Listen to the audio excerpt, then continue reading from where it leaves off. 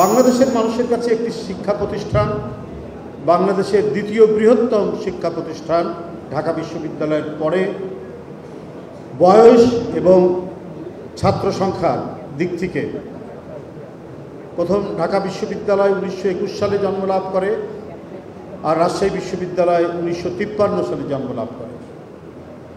এই বিশ্ববিদ্যালয়কে সারা বাংলাদেশের মানুষ চেনে। এটি অন্যদের জন্য এটি একটি প্রতিষ্ঠান, শিক্ষা প্রতিষ্ঠান, উচ্চতর শিক্ষা প্রতিষ্ঠান। আর ব্যক্তিগত আমার জন্য রাজশাহী বিশ্ববিদ্যালয় যেমন একটি শিক্ষা প্রতিষ্ঠান তেমনি একটি আবেগ। সুতরাং আবেগ এবং শিক্ষা প্রতিষ্ঠান দুটোকে সংযুক্ত করে বিশ্ববিদ্যালয়ের এই সবুজ চত্বরে আমি যখনই আসি তখন এই দুটো জিনিসই আমার মধ্যে ক্রিয়া করে, আজকেও তাই। এর মধ্যে আরও বিশেষ বিশেষ স্থানগুলো রয়েছে, যেমন আমার নিজের ডিপার্টমেন্ট জিওগ্রাফি। প্রথমেই এখানে ছাত্ররা আমাকে নিয়ে গিয়েছিলেন ভূগোল বিভাগে। এখন বোধহয় ভূগোল এবং পরিবেশ বলে, আমাদের সময় শুধু ভূগোল ছিল। সেই বিল্ডিং, সেই ক্লাসরুম, সেই সমস্ত ল্যাবরেটরি এখনও তাই রয়েছে, চেয়ারম্যানের রুম তাই রয়েছে। 35 বছর পর এই বিশ্ববিদ্যালয়ে এর মাঝে 2-1বার এসেছি, কিন্তু মানে আজকে যেভাবে আসাটা, সে আশাটা প্রায় আমি বলবো 35 বছর পর, অর্থাৎ ভূগোল বিভাগ ছেড়ে যাওয়া এবং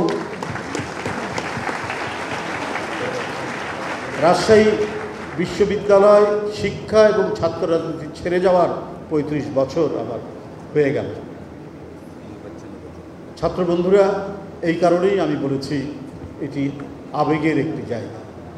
আর আমি বলবো অনেক কিছু হয়েছে, রাষ্ট্র নির্বাচন হয়েছে, বিশ্ববিদ্যালয়ে একটা সহাবস্থান তৈরি হয়েছে, যেটি 16-17 বছর ফ্যাসিবাদের কারণে সেই অবস্থাটুকু ছিল না।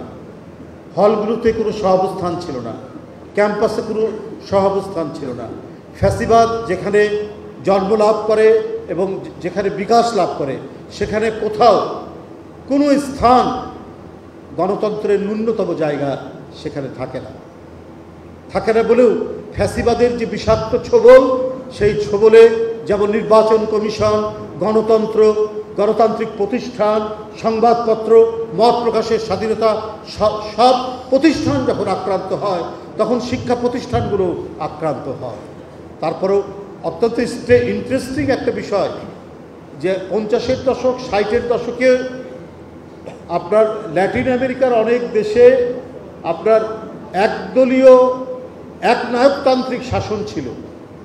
সেই সব দেশে ছাত্ররা অনেক সংগ্রাম করেছে, কিন্তু বিশ্ববিদ্যালয়ের যে স্বায়ত্ত শাসন, সেইখানে অত বড় ডিকটেটর একনায়করেও হাত দেয়নি।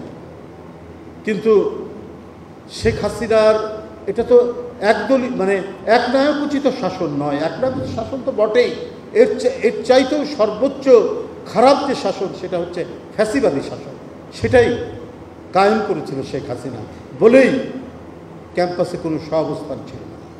বিশ্ববিদ্যালয় ছাত্রদল নির্বিঘ্নে কাজ করতে পারেনি, তার সতীর্থদের সাথে অন্তরঙ্গ কথা বলতে পারেনি, কোথাও আড্ডা দিতে পারেনি, ক্লাসরুমে নির্বিঘ্নে যেতে পারেনি, লাইব্রেরিগুলোতে তার উচ্চতর প্রস্তুতির জন্য, পাঠের জন্য সেখানে যেতে পারেনি, বাংলাদেশের কোনো বিশ্ববিদ্যালয়ে যেতে পারেনি। সেই পরিস্থিতি 15-16 বছর ছাত্রদলকে অতিক্রম করতে হয়েছে।